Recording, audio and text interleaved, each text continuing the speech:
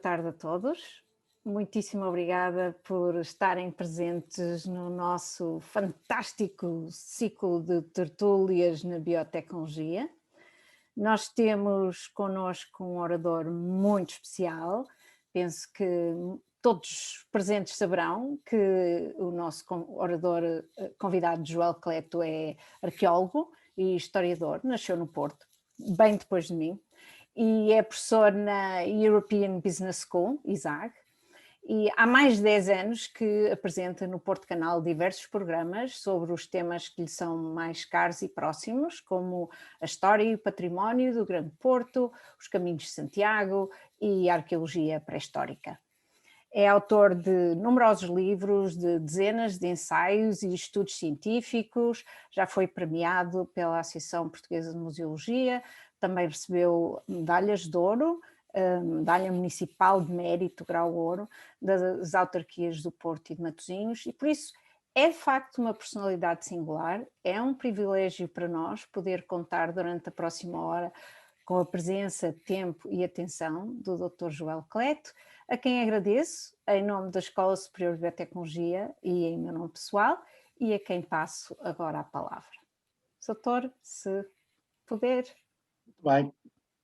Muito obrigada, professora, pela apresentação, enfim, exagerada.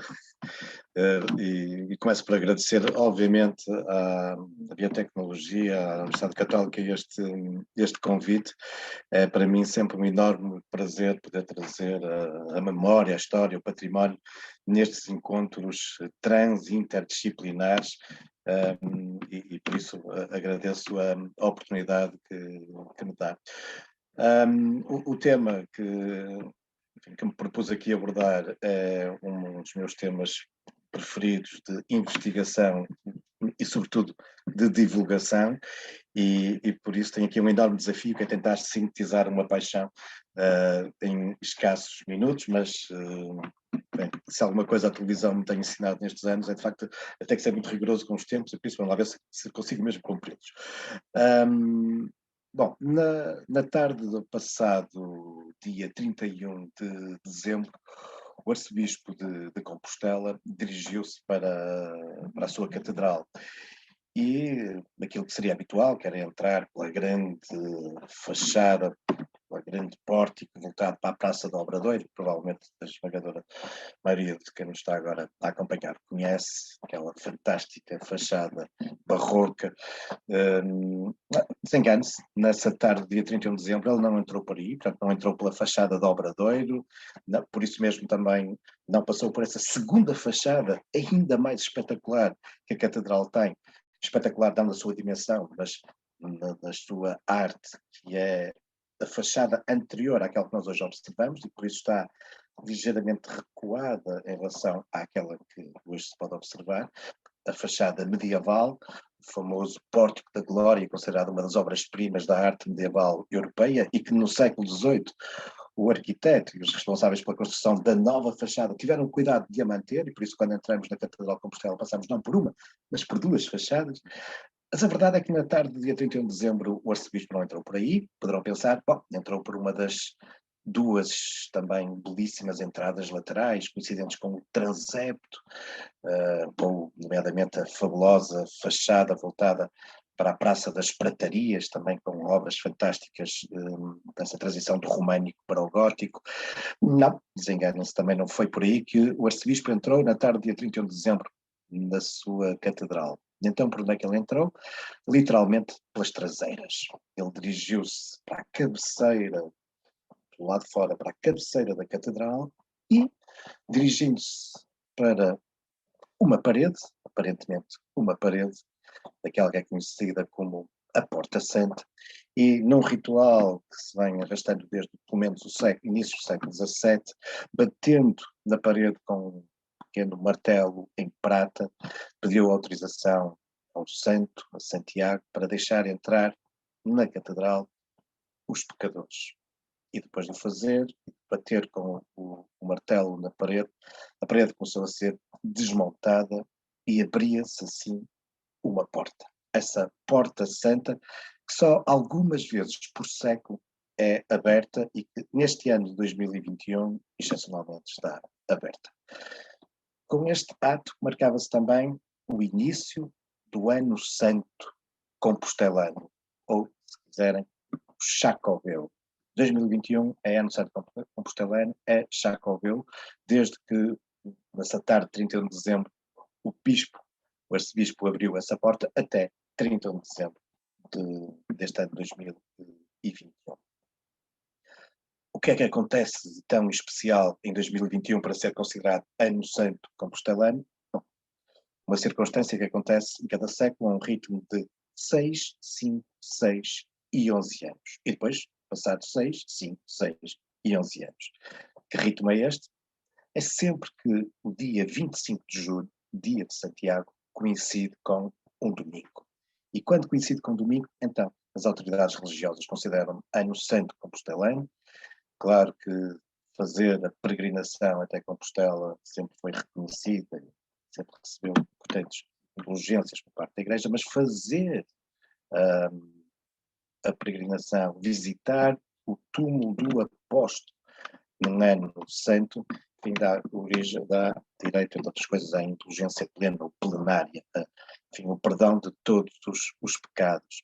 E por isso é que durante séculos muita gente fazia questão de fazer a peregrinação nos anos santos para, enfim, se livre de todos os pecados. E ainda por cima podia fazê-lo em seu nome, obviamente, ou podia fazê-lo no nome de uma outra pessoa, de um outro familiar que se via impossibilitado de fazer a sua peregrinação e com isto obter também a remissão dos pecados da pessoa em nome de quem se fazia.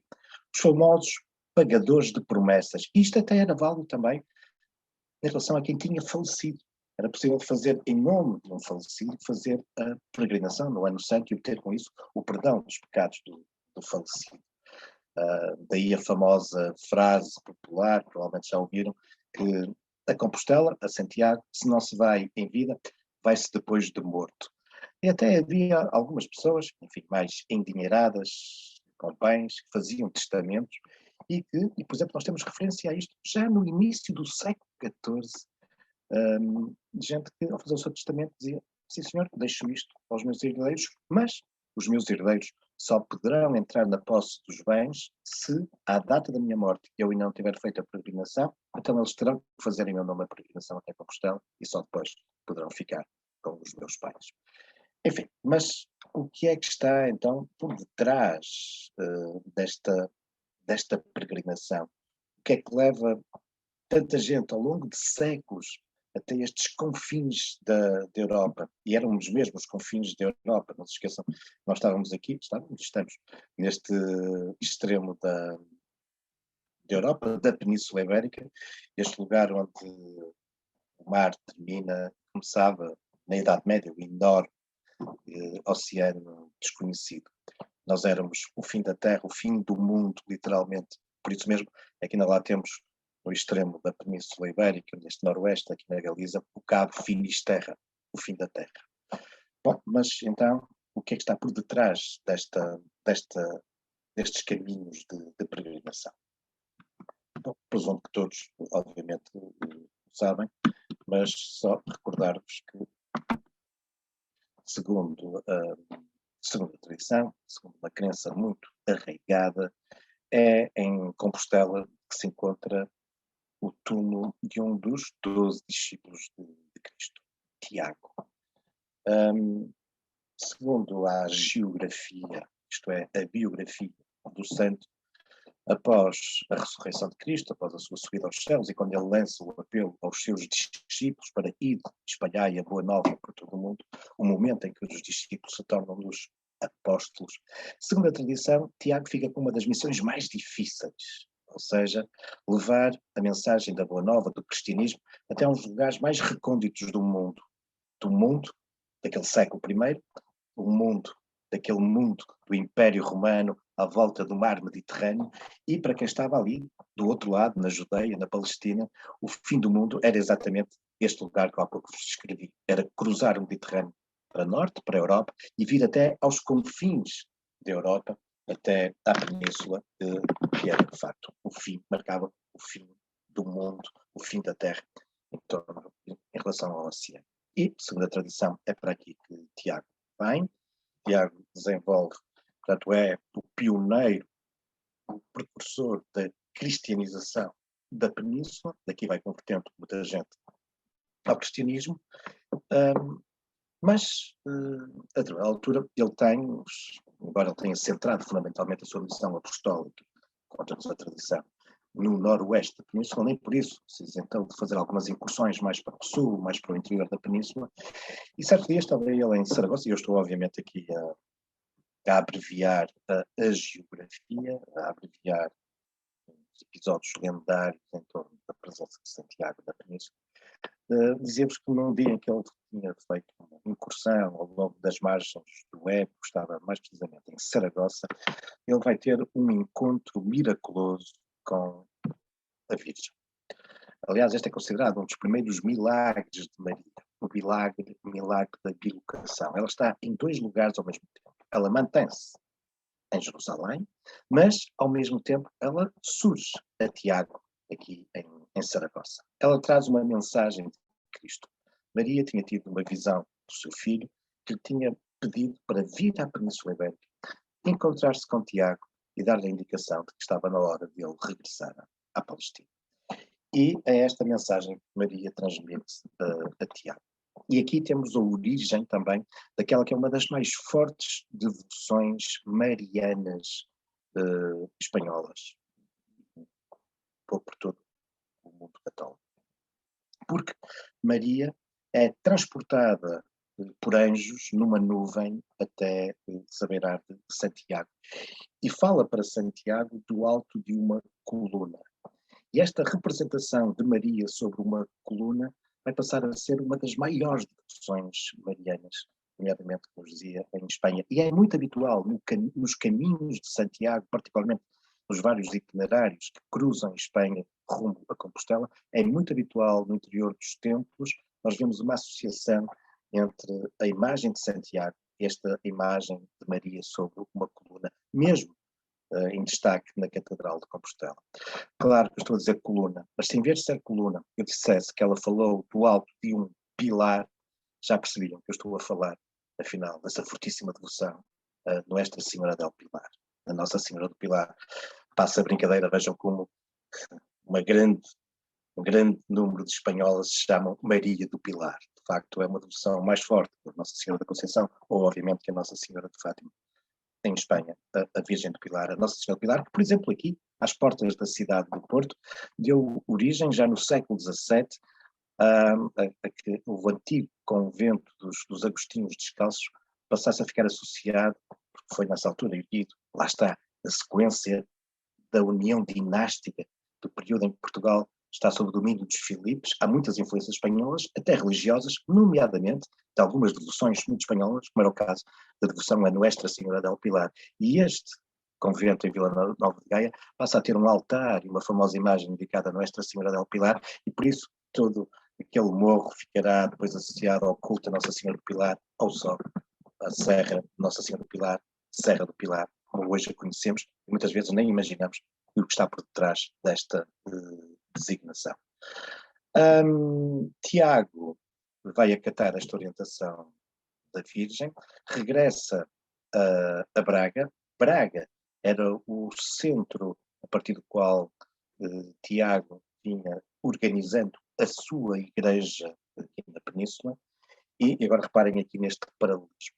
Da mesma forma que quando Cristo sobe aos céus, deixa à frente da sua igreja Pedro, São Pedro, também Tiago, quando regressa à Palestina, deixa à frente da sua igreja aqui na Península Ibérica Pedro, São Pedro de Rates. Esta é a famosa igreja de São Pedro de Rates, onde, segundo a tradição, até o século XVI estava a sepultura, desde que foi, por isso, o primeiro bispo, o primeiro líder da igreja cristã na Península Ibérica, o primeiro bispo daquela que é a primeira cidade católica, a primeira cidade cristã da Península Ibérica. E por isso, ainda hoje, os arcebispos de Braga se intitulam o primaz das Espanhas, o primeiro das Espanhas, o primeiro bispo da Península Ibérica, o primeiro bispo, a primeira cidade das Espanhas. A ida de Tiago, o regresso de Tiago à Judeia não vai correr muito bem. Ele acabará por ser preso, acusado de ser cristão e vai ser martirizado. Não é o primeiro mártir entre os discípulos de Cristo, como sabem, esse foi Santo Estevão, mas é logo dos primeiros mártires do cristianismo.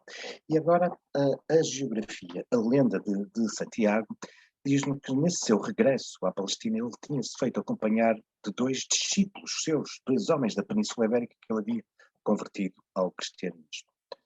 E são esses 2 homens que assistem ao martírio de Tiago, Teodoro e Atanásio, que decidem dar sepultura ao seu mestre, só que em vez de o sepultar lá na sua terra natal, resolvem trazer o corpo de Tiago, vou passar a designá-lo São Tiago, resolvem trazer o corpo de Santiago aqui para a Península Ibérica, onde ele tinha andado a divulgar o cristianismo, e sepultá-lo aqui, mais precisamente, alguns no noroeste da Península.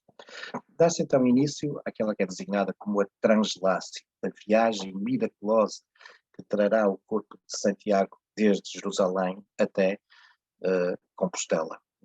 Ficaria agora aqui horas a contar-vos todos os milagres que acontecem ao longo dessa viagem, alguns deles representados em muitos monumentos medievais e pós-medievais. Este é, por exemplo, da próprio retábulo da Catedral de Compostela, onde vemos esta particularidade, o corpo de Santiago no barco. É um barco de pedra. Teodoro e Atanásio não arranjam outro barco que não seja um barco de pedra, mas esse barco de pedra não se vai afundar. Não são Teodoro e Atanásio que conduzem o barco, mas sim anjos, como podemos aqui ver representados. E durante esta viagem, de apenas 5 dias, desde o porto de Jope, é o porto mais próximo de Jerusalém, até Padrón, hoje Padrón, a terra famosa pelos seus pimentos Padrón, uns picam, outros não, mas aí que, segundo a tradição, vai aportar o barco com o corpo de Santiago. Mas dizíamos, durante toda esta viagem vão acontecer muitos milagres, que nos são descritos num famoso livro que faz parte de um códice. Os códices são, enfim, aqueles livros medievais que reúnem vários livros, todos eles manuscritos. É um famoso códice do século XII, o Códice Calistinos, é hoje um dos grandes tesouros da Catedral de Compostela, que guarda esse conjunto de livros, um dos quais que nos descreve a translácio, a viagem milagrosa de Santiago e os muitos milagres que vão acontecendo durante essa viagem. Eu não resisto só a evocar aqui porque é aqui às portas da Católica, da Biotecnologia, e às portas do Porto, que é Matosinhos. O barco, durante a passagem ao largo daquilo que é hoje Matosinhos, uma praia que nessa altura não tem nome, vai ser palco de um desses milagres, porque o senhor romano, isto agora é uma reprodução do Códex Calixtinus, mas o senhor romano desta região, ao mesmo tempo que está a passar o barco de pedra de Santiago ao largo, o seu cavalo vai entrar mar dentro, dirigir-se para o barco, juntamente com o cavaleiro, não se vai afogar, e quando finalmente para no alto mar, junto ao barco, e o senhor romano pergunta, mas que milagres são estes? O meu cavalo que não se afoga, cavalgando sobre a superfície do mar, o vosso barco de pedra, e Teodoro e Atanásio explicam-lhes que são cristãos, explicam-lhes que levam ali o corpo do seu mestre, explicam-lhes o que é o cristianismo, e perante tudo isto, todos estes milagres, que ele próprio está a ser testemunha interventiva, o senhor romano Caio Carmo converte-se ao cristianismo, regressará à praia sem nome, onde uma série de pessoas estão a assistir a tudo isto, e será a vez dele, perante estas mensagens e estes milagres, converter toda esta gente aqui da nossa região ao cristianismo. Pormenor importante, esta lenda que vem descrita no Códex Calixtinus, que está representada em igrejas medievais italianas, que está representada em igrejas medievais francesas, que está representada na fachada lateral da Catedral de Compostela. Esta é a lenda que explica a origem da Associação da Vieira, a Concha da Vieira, tão emblemática, tão icónica dos caminhos de Santiago, e a origem desta Associação da Vieira Santiago e os seus caminhos é exatamente esta lenda. E porquê? Porque no regresso à praia, depois de se ter abeirado do barco de Santiago, de se ter convertido ao cristianismo, o senhor romano acaba por ser tragado pelas águas do mar, acaba por se afundar, e quando toda a gente afogar, não é? E quando toda a gente na praia está a assistir a isto, está muito preocupado com o Senhor Romano, eis que novo milagre acontece. Debaixo do mar, em grande, grande número, as vieiras, as conchas avieiras, colam-se totalmente ao corpo do cavaleiro e trazem-no são e salvo à superfície. É isso que nós vemos na fachada do edifício da Câmara Municipal de Matosinhos, neste relevo do cortileiro, ou no interior, na sala de sessões, naquele painel de azulejos de Júlio Rezende, que nos vai retratar exatamente este milagre do Senhor Romano que se converte ao cristianismo e que é salvo por intervenção de Santiago, que envia todo esse grande número de vieiras. Quando ele sai das águas do mar, ele vem totalmente coberto, totalmente pintado com vieiras. Diz-nos a versão, esta já não do Códex Calistino do século XII, mas diz-nos as versões que entre nós mais antigas foram escritas a partir do século XVI, século XVII, que ele sai do mar totalmente matizado de vieiras. E por isso passam-lhe a chamar o Matizadinho. E a praia onde tudo isto aconteceu, a praia do Matizadinho, dando origem, segundo a lenda, obviamente, à praia de Matosinhos. Mas, dizia-vos, a viagem vai decorrer com muitos outros milagres. Depois, finalmente, a porta em Padrón, depois de uma série de outras vicissitudes, muitos outros milagres, finalmente Teodoro e Atanásio acabam por conseguir sepultar o seu mestre numa zona mais alta, montanhosa, num planalto, onde passarão a zelar pelo corpo do seu mestre, dando origem depois a uma grande devoção, nomeadamente quando o Império Romano se converte ao cristianismo. Isto é o que nos conta a lenda, a tradição. E também nos conta, depois do período muito conturbado que se vai seguir, as guerras internas dentro do Império Romano, a queda do Império Romano, as sucessivas invasões dos povos bárbaros, dos suevos, dos vândalos, alemanos, visigodos, guerras entre estes, depois só entre o reino suébico e o reino visigótico, e depois quando só ficamos com o reino visigótico temos, entretanto, as incursões dos normandos, dos vikings aqui na nossa costa, e depois, a partir de 711, também as incursões e a avançada islâmica, no meio de tanta confusão, de tanta guerra, que nos diz a lenda, a tradição, é que as populações, sempre fugindo de um lado para o outro, acabaram por se esquecer onde estava sepultado o discípulo de Cristo, daquele que, feito apóstolo, tinha vindo trazer a mensagem do cristianismo para a paz. E é por isso, só por volta do ano 820, que já num período da reconquista cristã, a sepultura irá reaparecer, uma vez mais associada a milagres, é nomeadamente um eremita, que certa noite vê imensas estrelas a moverem-se no céu. Não são estrelas cadentes, é mais um fogo de artifício. As estrelas estão todas a sair de um determinado lugar. Há outras versões da lenda que diz que não são mesmo estrelas cadentes, mas que todas elas convergem para o mesmo sítio. Aqui o que interessa é, no que respeita a esta narrativa tradicional, é que, movido pela curiosidade daquele fenómeno das estrelas todas a saírem de um determinado local, ou a caírem todos num determinado local, ele avança até um planalto, uma zona alta, plana, até um campo, o campo onde estão, que está associado às estrelas, um campo de estrelas, ou em latim, campus stelae. E já estão a perceber de onde, segundo a tradição, resulta esta designação toponímica de Compostela, Campus Stelae, o campo das estrelas. E quando aí chega, apercebe-se que todas as estrelas estão a movimentar em direção a uma pequena cavidade, onde ele entra e descobre uma sepultura que de imediato vai intuir tratar-se da sepultura perdida e esquecida de Santiago, chama o bispo, que também vai atestar isso, chamam de imediato o rei das Astúrias, que desde Oviedo se dirige até Compostela, e é por isso que entre os vários caminhos de Santiago, aquele que liga Oviedo a Santiago Compostela é conhecido como o caminho primitivo, o primeiro caminho que alguma vez alguém fez para se dirigir ao túmulo do apóstolo, o próprio rei das Astúrias, e mais tarde o próprio Papa reconhecerá, de facto, que aquela era a sepultura perdida, esquecida de Santiago. E, enfim, vão-se multiplicando os milagres, o número de pessoas que vão, movidas por curiosidade, a beirar-se do túmulo do apóstolo, outros que vão agradecer graças concedidas ao discípulo de Cristo, ou pedir favores, e assim vai-se dando origem aos famosos caminhos de Santiago. Não nos podemos esquecer que, segundo a tradição, só há duas sepulturas, dois discípulos de Cristo, originalmente sepultados na Europa. Pedro, São Pedro em Roma, e Tiago, Santiago em Compostela.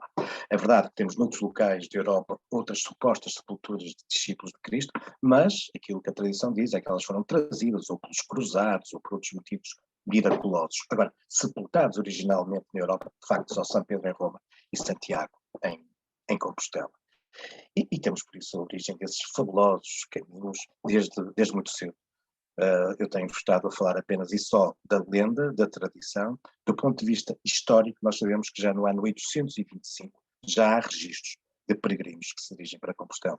E não se esqueçam que se hoje olhamos, enfim, com alguma curiosidade, até estupefação, para aquelas multidões, bom, pelo menos até há um ano e tal atrás, que se dirigem, de muçulmanos que se dirigem para Meca, porque supostamente todo muçulmano, uma vez na vida, terá que fazer a sua peregrinação até Meca.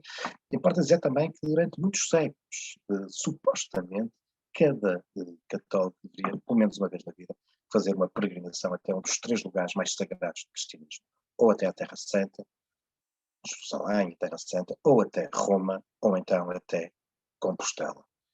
E, de algum modo, esta tradição começa-se a perder a partir do século XVII, muito dentro do espírito barroco, da deslocação aos sacramentos, ou seja, substituir esta peregrinação de vida por uma peregrinação anual até um santuário, até um grande santuário nas suas proximidades, ou mais ou menos próximo.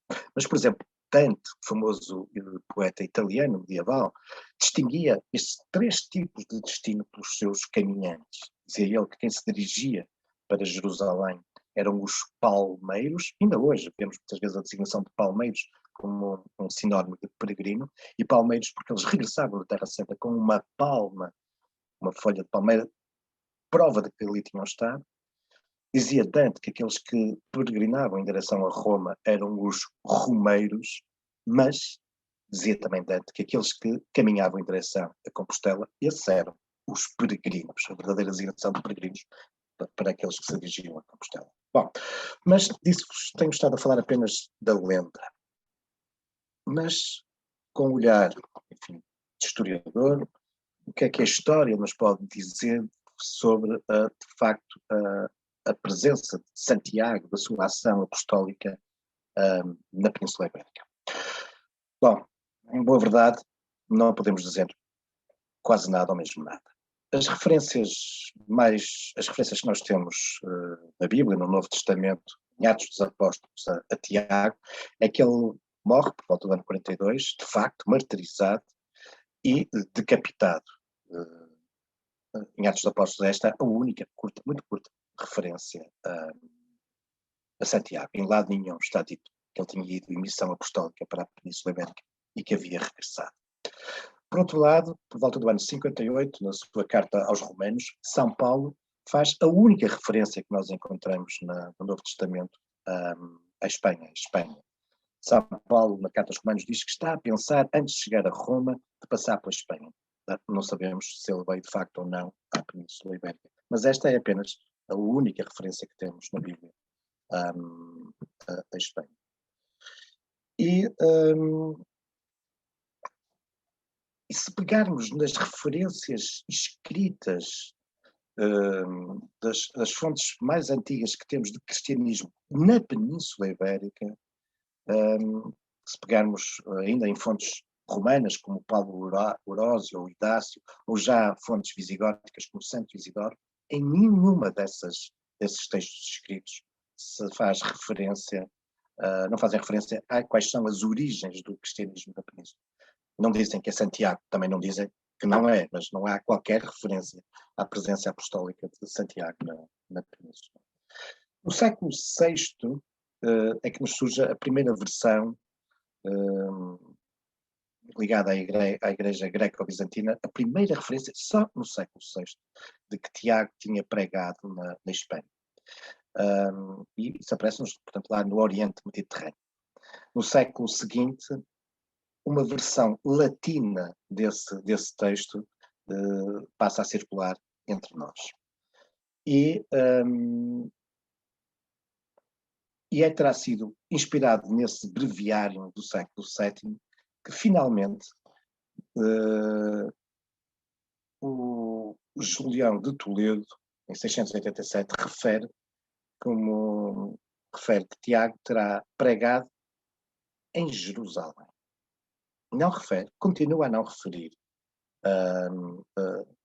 a presença de Tiago na Península Ibérica. Em 711 temos a ocupação muçulmana na Península e em 785, reparem, 785 estamos apenas 40 anos antes de termos provas do início das peregrinações da Compostela, apenas 40 anos antes é que pela primeira vez temos uma referência a que Santiago teria sido o precursor da cristianização na Península Ibérica.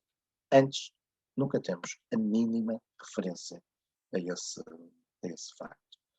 Pelo contrário, importa aqui dizer isto, a tradição, como vimos as referências escritas mais antigas na Península Ibérica, as referências, os documentos cristãos mais antigos não se debruçam sobre quais as origens do cristianismo na Península. Mas no século VIII, a referência mais antiga que nós temos na Península Ibérica, século VIII, ao início da cristianização, aponta para uma tradição, portanto seria uma coisa já vinha de trás, que são os 7 varões apostólicos. Teria sido São Pedro e São Paulo que a partir de Roma teriam enviado, dizem-nos os visigodos no século VIII, visigodos que se tinham convertido ao cristianismo e depois ao catolicismo, e que dizem eles que teriam sido então estes 7 varões apostólicos enviados por Pedro e por Paulo a partir de Roma que teriam dado origem à cristianização. E portanto não temos nunca nenhuma referência a Santiago. Mas então, porquê esta referência a Santiago? Deixem-me também só dizer-vos que escavações arqueológicas promovidas pela própria Igreja, publicadas na Compostelanum, que é a revista da Universidade de Santiago de Compostela, escavações promovidas pela Igreja na cripta de Compostela em 1956, ou 55, publicadas em 56, os resultados destas escavações demonstram que a sepultura de Santiago é uma sepultura datada do século III, século IV, desculpem, século IV, século V, assim é que é, uma sepultura tarda ou romana, e portanto não tem nada a ver com uma suposta sepultura ainda da primeira metade do século I. E, portanto, podemos ficar então aqui nesta questão, mas então, porquê de toda esta história em torno de Santiago? E é aqui que entramos numa questão importante do tema que me propus abordar, e espero terminá-lo nos próximos 10 minutos. Não nos podemos esquecer do contexto político, militar, em que surge, em que emerge então esta versão de que o início da cristianização da Península teria sido iniciado, o início da cristianização teria sido protagonizado por um discípulo de Cristo, por Tiago. E qual é o contexto da época? Bom, o contexto da época é exatamente o início da reconquista cristã. Como sabem, em 711, bom, isto daria aqui pano para muitas mangas, mas entrando naquilo que é, enfim, o discurso mais ou menos oficial, em 711 dá-se a invasão da Península Ibérica por parte das forças islâmicas. Eu digo discurso oficial porque hoje, particularmente nestas últimas décadas, fruto do desenvolvimento das investigações arqueológicas e muito fruto de uma leitura crítica das fontes antigas e de uma leitura que durante décadas e décadas não prestamos às fontes do outro lado, às fontes muçulmanas. Nós hoje sabemos que, por exemplo, não foi propriamente, de início, não foi propriamente uma invasão, por incrível que vos pareça, as tropas muçulmanas que em 711 passam para a Península Ibérica é a convite dos visigodos, ou pelo menos uma facção dos visigodos. Havia uma guerra civil entre 2 pretendentes ao trono e uma das fações pede auxílio no norte da África. E, de resto, nós vínhamos já assistindo há muito, muito tempo a incursões anteriores a 711 forças islâmicas na Península Ibérica, como também assistimos, por vezes, a incursões de forças cristãs, enfim, no norte de África. Obviamente, aqui não era o que estava em causa, não eram as questões religiosas, eram, obviamente, os senhores da guerra, os senhores que queriam, obviamente, expandir os seus territórios, e não é propriamente as questões religiosas que estavam em causa. Bom, mas Olhando para este mapa, percebemos que o Rio Douro, na sua articulação com o Rio Ebro, como que dividem a Península Ibérica, o norte da Península Ibérica em relação ao sul. E esta linha natural, o Vale do Douro e o Vale do Ebro, de facto, criaram sempre aqui uma importante barreira. A invasão muçulmana, embora teoricamente ocupe quase toda a península, à exceção das Astúrias, na prática nunca passou a norte do Douro. E havendo, volta e meia, umas incursões, mas, enfim, umas razias, umas coisas muito, muito pontuais. E o que nós vamos assistir é, a partir dos inícios do século IX, o que nós vamos assistir é a uma reorganização dos senhores do norte da península. Deixem-me dizer-vos que aquela ideia que nós tínhamos, o discurso durante muitas décadas, todos nós aprendemos de que quando se dá a invasão muçulmana há uma bolsa de visigodos que resistem no alto das montanhas. Hoje também sabemos que não acontece isso. O que nós sabemos é que se alguma, muito reduzida, elite visigótica fugiu não para as Astúrias, não para aquelas montanhas, não para o meio daqueles bárbaros no alto, nas zonas montanhosas, mas fugiram em direção à Gália, à França. E aquilo que nós vamos assistir muito rapidamente é um conjunto de alianças entre os velhos senhores visigodos com aqueles que são agora os novos senhores da Península Ibérica. Uma série de tratados, de acordos, e é isso que acontece. Então, quem é que, a partir do norte da Península Ibérica, a partir das Astúrias, vai, algumas décadas depois, iniciar a reconquista? Quem o vai fazer é, de facto, aqueles que sempre lá tinham estado. Os senhores daqueles territórios que, perante este algum vazio a norte do Douro, de um efetivo domínio das forças muçulmanas, perante, por outro lado, a desarticulação do que tinha sido o reino visigótico, estes montanheses que estavam lá no alto das montanhas, que sempre tiveram um grande espírito autonómico, tinham de algum modo resistido no século I a.C. à grande invasão, à grande influência céltica, que depois tinham de algum modo resistido também, embora se tenham aculturado, ao domínio romano.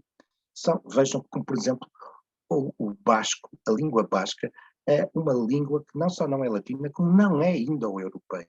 Portanto, isso diz-nos bem de como estes povos montanheses, daquilo que é hoje o País Basco, as Astúrias, sempre foram povos relativamente fechados, até do ponto de vista linguístico. Como é que eles conseguiram resistir deste ponto, até nesta dimensão da língua? Bom, mas são estes povos que então agora, perante o fim do reino visigótico, perante uma não ocupação efetiva do território a norte do Douro por parte dos muçulmanos, vão começar a descer, enfim, dos seus territórios e numa aliança muito sábia com outros senhores locais. Estou-me a lembrar, por exemplo, que Vímara Pérez, o homem que vai tomar a cidade do Porto em nome do rei das Astúrias, era um senhor galego, mas que estes homens, estes senhores montanheses das Astúrias e do País Basco saberão depois fazer aliar à sua elite. E são eles então que vão alastrar e avançar com os seus domínios para sul. E é neste contexto que nós devemos entender, neste contexto de guerra entre mouros e cristãos, e estou a pôr entre mouros e cristãos entre aspas, é neste contexto que nós devemos perceber a emergência da devoção e desta colagem a Santiago, da suposta descoberta da sua sepultura. Porque aquilo que nós vamos ver é esta elite guerreira do norte a, de algum modo, legitimar esta sua expansão, não através de uma conquista, mas de uma reconquista. Isto é, reclamando-se herdeiros dos visigodos, eles estão a reconquistar um território que já foi seu. E um território cristão. E tão cristão que até está ali a sepultura de um dos discípulos de Cristo, o bispo Teodomiro, tal bispo, é chamado pelo ermita para reconhecer a sepultura como sendo a de Santiago. E, portanto, é neste contexto, claro que este é um discurso que não surge de um momento para o outro completamente construído. este discurso legitimador foi-se avolumando ao longo das décadas e dos séculos. Quem conta um conto acrescenta um ponto, e quem o conta está mesmo convencido, a partir de determinada altura, que aquilo é mesmo verdade. E, portanto, toda esta efabulação em torno da presença de Tiago na Península Ibérica, da sua sepultura, ao fim de pouco tempo, este é mesmo o discurso oficial e é mesmo o discurso que todos acreditam, e que, a determinada altura, acreditam seriamente que são descendentes dos visigodos que, após a invasão muçulmana, resistiram nas Astúrias, quando hoje sabemos que não foi isso que aconteceu.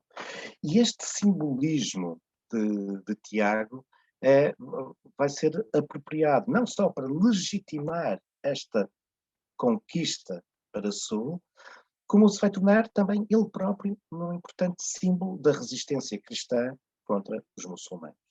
E daí, por exemplo, a famosa Milagre, uma importante batalha, também sabemos que é lendária, em que o exército cristão estava quase a bater em retirada, e eis que, no último instante, surge Tiago, no seu cavalo branco, enfim, enfrentando os mouros, dando alento aos cristãos, e que acabam por vencer essa batalha. E surge assim a famosa imagem de Santiago mata mouros. Bom, mesmo para terminar, só para percebermos, enfim, o contexto, se quiserem, em que surge Santiago, num contexto de intolerância também ela, independentemente das disputas dos senhores pelos domínios, mas também num contexto de intolerância religiosa de parte a parte, mas em que ela é utilizada como um grande símbolo cristão. Continuará a ser utilizada durante os séculos seguintes como um símbolo ligado aos combates religiosos. Esta imagem, por exemplo, é uma imagem que podem encontrar na Póvoa de Varzim, na Capela de Santiago, outras vezes está no Museu Municipal da Póvoa de Varzim, e é uma imagem de Santiago, uma imagem inglesa, diz a lenda, mas os historiadores de arte admitem que sim, será mesmo uma imagem inglesa, poderá cá ter chegado de 1001 formas, mas há uma lenda muito interessante que diz que esta imagem foi recolhida nas areias da Póvoa de Varzim. Porquê? Porque quando, no século XVI, do cisma religioso em Inglaterra, do movimento protestante em Inglaterra, seguido de imediato por uma atitude iconoclasta de destruição das imagens católicas no interior das igrejas, um grupo de católicos clandestinos prefere atirar esta imagem ao mar do que a ver destruída numa fogueira, na esperança de que essa imagem pudesse chegar a algum lugar e ser recolhida por católicos. E, diz a lenda, de facto foi recolhida pelos católicos da Póvoa, passou a ser um símbolo importante e também um símbolo desta resistência dos católicos contra os protestantes. E se quiserem, nós podemos ver outras dimensões em que Santiago é utilizado, enfim, como um símbolo de intolerância, como um símbolo de combate contra os mouros, contra os protestantes, ou, por exemplo, aqui, nestes azulejos do século XVIII da igreja de Samora Correia, podemos ver aquilo que é uma evocação dessa batalha que há pouco vos contava, em que Santiago surge à frente do exército cristão, dando ânimo e derrotando os mouros, mas esse episódio aqui na igreja de Samora Correia, reparem, lá vemos aqui Santiago, à frente do exército cristão, obrigando os mouros a baterem em retirada, mas será que são mesmo mouros? Ora, reparem bem, nas armas dos mouros, uma pá de pedreiro, um esquadro, um compasso. Esta é uma representação não de um Santiago mata-mouros, mas, se quiserem, de um Santiago mata-maçons. Século XVIII, a maçonaria está em efervescência, e aqui, numa igreja portuguesa, Samora Correia, Santiago, surge combatendo os maçons. Porque tem mesmo que terminar, gostava, no entanto, de chamar a vossa atenção para uma outra dimensão da devoção a Santiago e aos caminhos de Santiago. Independentemente de ele ter sido utilizado ao longo dos séculos como este símbolo de intolerância, a verdade é que muito mais do que isso, os caminhos de Santiago e a devoção a Santiago acabaram por assumir uma outra importante dimensão. Aquela que, esta é uma gravura da peregrinação da Rainha Santa Isabel, que está na Biblioteca de Londres, onde vemos como, ao longo dos caminhos, foi-se assistindo, ao longo dos séculos, ao aparecimento de um grande conjunto de estruturas, sejam religiosas, como conventos, mosteiros, sejam hospitais, albergues, tabernas, pousadas, pontes mandadas construir por algumas pessoas para auxiliar os peregrinos, mas ao longo dos séculos, o caminho de Santiago foi se tornando sempre importantes vias de solidariedade, em que diferentes povos, com diferentes línguas, com diferentes culturas, trilhando estes caminhos, vão sempre encontrando a solidariedade de outros povos. E foram caminhos, mais de caminhos de intolerância, foram caminhos marcados ao longo dos séculos por um grande conjunto de, não só de estruturas, e por isso são importantes enquanto caminhos ligados à cultura. Ao longo dos caminhos se ramificou e se divulgou o românico, depois o gótico, novas formas de fazer poesia, novas formas de fazer música, novas formas de literatura, novas ideias, novos ideais, e esse é um importante legado que os caminhos de Santiago nos deixam. É ser importantes caminhos de cultura e de grande tolerância e de grande interajuda entre os povos, nas mais diferentes línguas, nas mais diferentes culturas.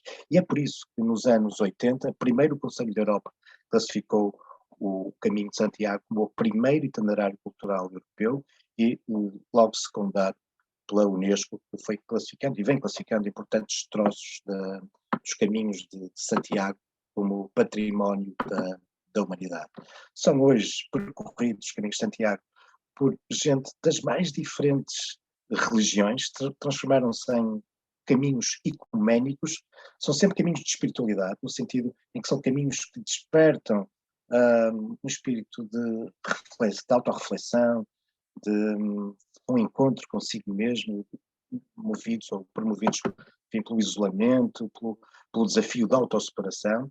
São caminhos que continuam a ser caminhos de devoção e peregrinação católica, mas, como vos dizia, cada vez mais percorridos por muitas outras pessoas de diferentes religiões, nesta senda espiritual, ou então nesta procura também de contactar com outras culturas, outros povos, outras experiências. E por isso, mais do que um caminho de intolerância, eu utilizo, quase para terminar, esta imagem. Do lado esquerdo, já conhecem, aquela imagem supostamente atirada ao mar por católicos ingleses perseguidos pelos protestantes e recolhidos na Póvoa de Varzim, e, no entanto, do lado direito, têm um vitral belíssimo daquela que é a única igreja existente na cidade do Porto dedicada a Santiago. E se estão aí a pensar, mas qual é esta igreja de Santiago no Porto? Eu digo, chama-se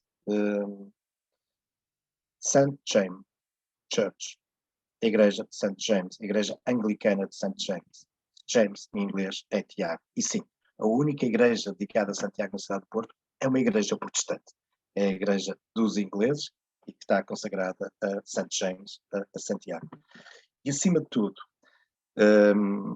visto lá bem do alto da estação internacional, quando olhamos para a Europa, de facto não há fronteiras, e o caminho de Santiago, muito antes de todo este esforço nestas últimas décadas, de pós-Segunda Guerra Mundial, muito antes disso, e se calhar de uma forma bem mais eficaz de tanto discurso político, os caminhos de Santiago têm feito, ao longo dos séculos, e de novo, desde o seu relançamento nos anos 80, têm feito muito por um espírito de uma unidade, de uma identidade comum europeia, baseado no respeito pelas diferenças dos povos, das suas culturas e das suas línguas.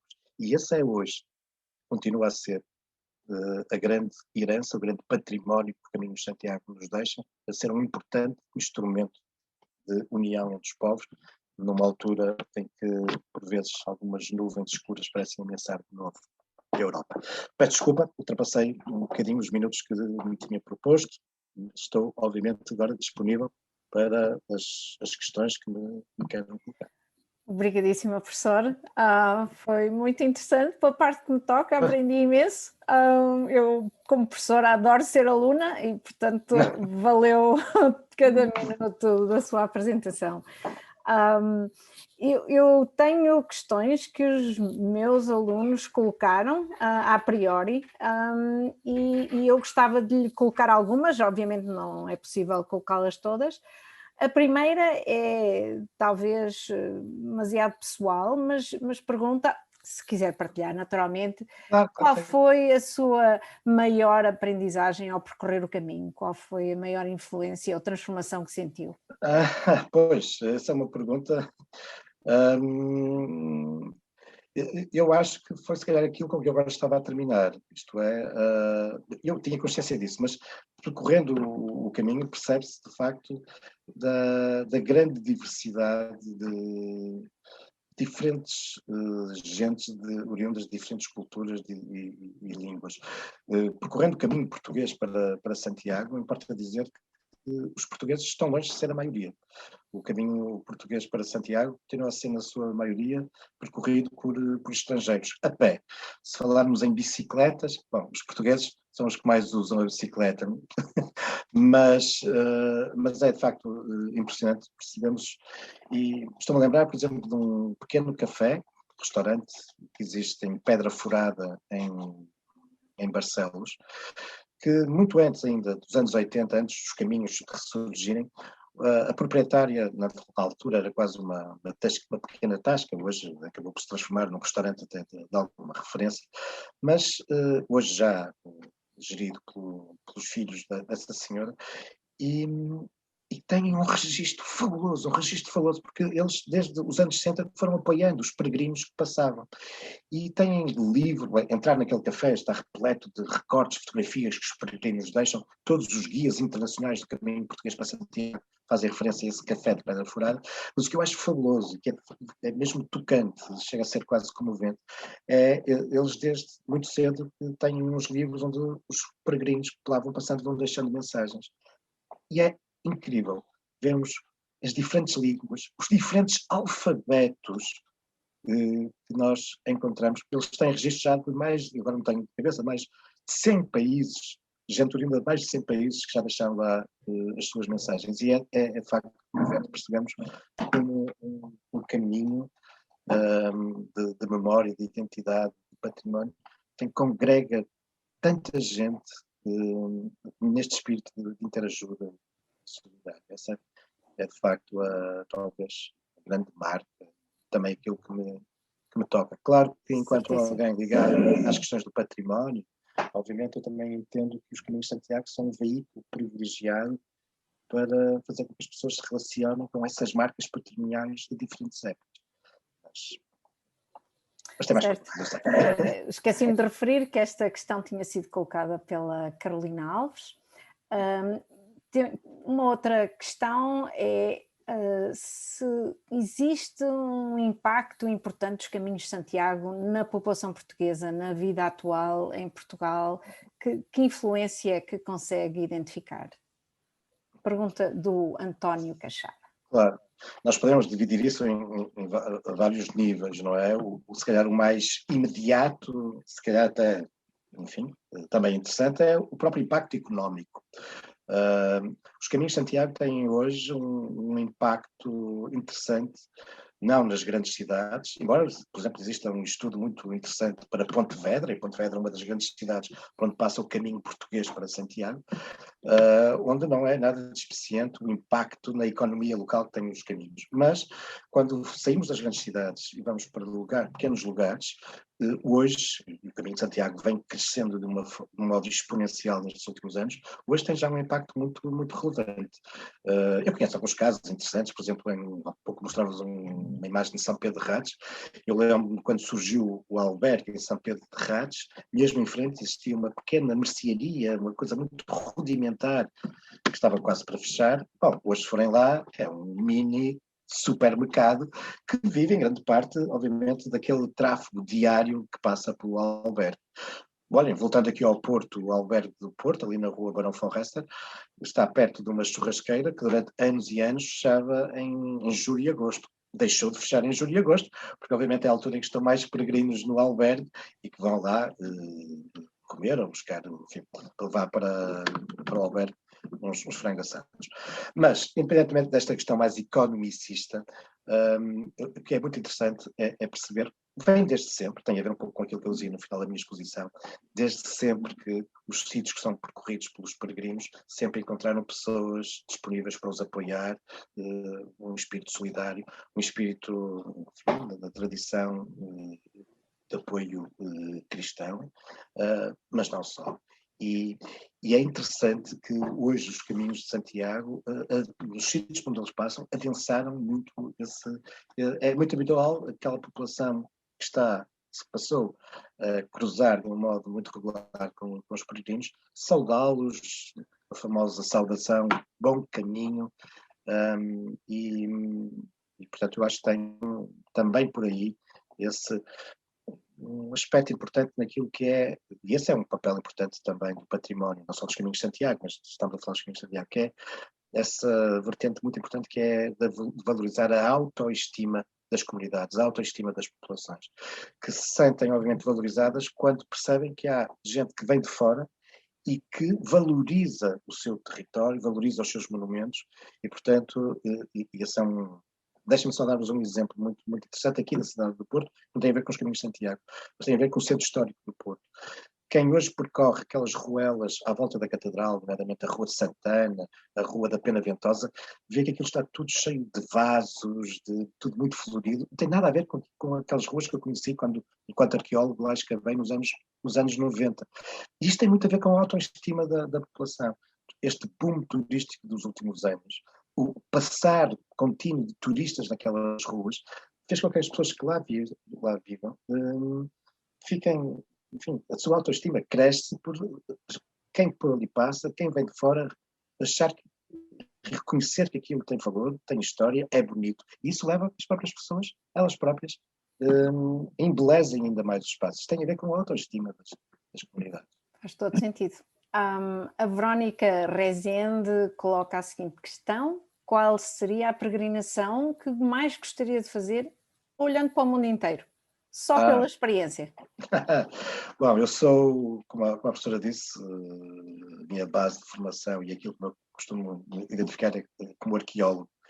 E mais do que como arqueólogo, se me especializei em alguma coisa foi, de facto, em pré-história e particularmente no Neolítico. Enfim, não vou agora chatear-vos com isso. Mas isto para vos dizer que uma das mais fabulosas peregrinações, pode ser surpreendente agora para alguns que me vão ouvir, são aquelas famosas pistas de Nazca, que ficam no sul da América do Sul, formam uns desenhos imensos que só se vêem do céu, literalmente, formas de pássaros e outros labirintos e outras imagens, e que hoje sabemos que resulta do percorrer desses trilhos, porque no fundo são trilhos que desenham, estas imagens que se veem lá no alto, trilhos abertos para os deuses e que foram trilhados ao longo de séculos, avivados permanentemente, de tal forma que aquelas marcas ficaram ali.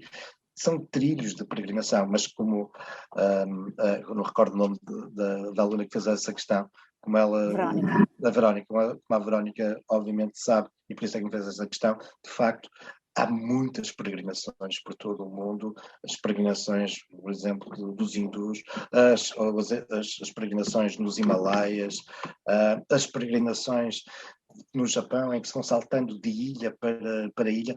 Isto de peregrinar, de viajar, com algum esforço, de algum espírito de autossuperação, mas também de muita reflexão, é comum, é transversal a tantas culturas e religiões um pouco por todo o planeta. O meu gosto pela história levar-me a trilhar esses caminhos de peregrinação em Nazca, mas enfim.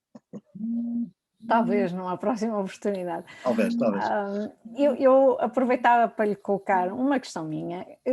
Eu fiquei bastante espantada com a sucessão de evidências de que a presença do túmulo de Santiago tenha sido usada para antagonizar e talvez mais recentemente para juntar.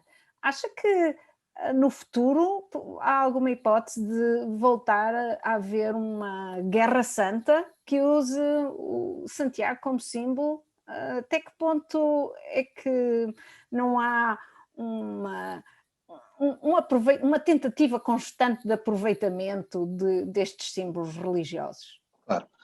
Bom, acima de tudo é essa a questão. Quando nós falamos de guerras santas e guerras religiosas, bem sabemos que não é tanto, às vezes acontece, mas não, enfim, o que está por detrás das guerras ditas religiosas são outros fenómenos, outras intolerâncias e outros interesses que não de imediato a questão religiosa. Agora, é certo que, de facto, ao longo dos séculos, Santiago foi usado como motivo de propaganda, motivo simbólico para antagonizar, para resistir ou para antagonizar outras formas de pensamento e outras expressões religiosas. Tem sido uma constante na história. Provavelmente vão ficar surpreendidos para ouvir um historiador dizer isto, mas todos os historiadores dirão isto. A história não se repete, ok? Costumam dizer que nós estamos sempre a dizer a história repete. Não, a história não se repete, porque seria muito fácil então sabermos o que é que vai acontecer a seguir. Eu costumo dizer que a história rima muitas vezes, ou seja, perante um determinado contexto, sabemos que é possível que isto vá acontecer e tem algumas semelhanças, rima com o que já passou. Agora, a história, nós em história não podemos, diferentemente da economia ou da política ou de outras áreas, nós não podemos fazer cenários, não é? A história foi o que foi, portanto, e fazer cenários, o que nós sabemos é que na história existem grandes tendências económicas, grandes tendências sociais, claro que sim, e que as coisas podem caminhar para determinado. Mas também sabemos, é isso que a história acima de tudo nos ensina, é que existem imensas variáveis, por vezes pequeninos pauzinhos que entram na engrenagem e que podem inverter completamente aquilo que as grandes tendências nos apontavam. Eu não vos quero amassar, mas vejam, por exemplo, isto. Todos conhecem, a famosa crise de 1383-85. Aquilo que nós, os historiadores, consideramos a definitiva certidão de nascimento de Portugal. Portugal podia ter terminado ali, em 1383-85.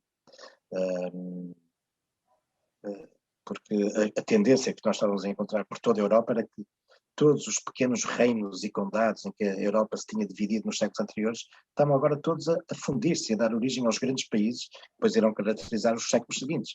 Por toda a Europa, não precisa ir mais longe, basta vermos o que se passa aqui ao lado de Portugal. É nessa altura que Navarra, Leão, Castela, Aragão, Galiza, Astúrias, se começam todos a juntar, irá combinar um século e meio, 2 séculos depois, em Espanha. E, portanto, em 1383-85, a tendência, vamos ser certos, era Portugal também acabasse por, nesse contexto, perder a sua independência e passar a fazer parte desse conjunto de Leão e Castela.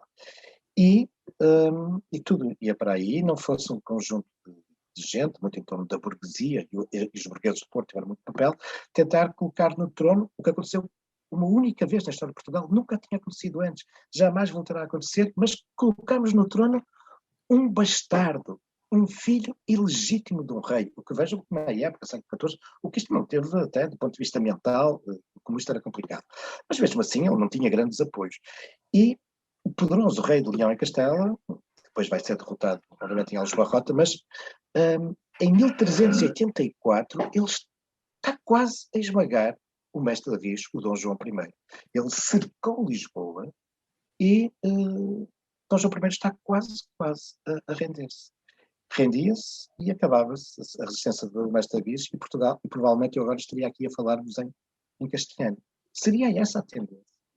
Mas acontece que está já quase, enfim, os portugueses em Lisboa quase a render-se, entretanto chegaram reforços de barcos castelhanos e num desses barcos, um dos muitos soldados castelhanos que chegam para reforçar o cerco, quando embarcou parecia que estava muito bem, depois de desembarcar, afinal, vinha com peste e contaminou as forças castelhanas que tiveram que acabar por levantar o cerco, dando tempo depois a Dom João I para se reorganizar e mais tarde, um ano depois, triunfar em Aljubarrota.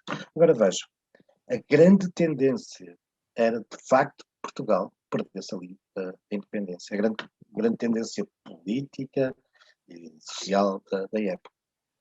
Se aquele soldado castelhano não tivesse, agora vou inventar, não tivesse entrado antes de embarcar numa taverna onde alguém lhe tossiu para cima, um pequeníssimo pauzinho na engrenagem e alterou tudo. E, portanto, professora... Isso parece ser a definição de milagre, certo? Pois, sim, é a imprevisibilidade da história. Se me pergunta se Santiago poderá, no futuro próximo, ser usado de novo, não como um elemento agregador, um elemento pacificador e um elemento, enfim, que contribua para uma identificação comum, uma identidade comum europeia, mas possa de novo vir a surgir como um elemento, enfim, mais ligado a alguma intolerância, eu espero bem que não. E preferia terminar este raciocínio com a forma como terminei há pouco, que é, independentemente de ele ter sido usado ao longo dos séculos contra os mouros, contra os protestantes, contra os maçons, enfim, para dar aqui alguns exemplos que eu passei, a verdade é que, independentemente disso, no terreno, agentes, os povos europeus, sempre o usaram, não como esse elemento que as elites e os poderosos muitas vezes o quiseram utilizar, mas sempre o usaram como um elemento de interajuda e de solidariedade entre as pessoas.